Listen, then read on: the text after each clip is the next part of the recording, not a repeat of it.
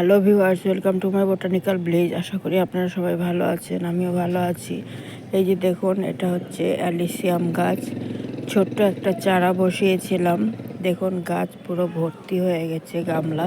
শীতের দিনে শীতের বাগানে এই গাছ রাখলে বাগান আপনার সুগন্ধি করে রাখবে। এটার মধ্যে হালকা একটা সুগন্ধ আছে এবং দেখতেও খুব সুন্দর। এটা আপনারা হ্যাঙ্গিং করেও রাখতে পারেন, দেখতে আরও সুন্দর লাগবে। যেহেতু আমার ছাদে হ্যাঙ্গিং করার মতো জায়গা নেই, তাই আমি এমনি বসিয়েছি। এটার মাটি আমি তৈরি করেছি 50% বাগানের মাটি, 30% গোবর সার, 20% কোকোপিট দিয়ে। এইভাবে গাছ বসালে গাছ খুব সুন্দর এবং সতেজ থাকে। ফুলগুলি দেখুন কত, এটাও একটা জীবন্ত ফুলদানির মতো হয়ে আছে।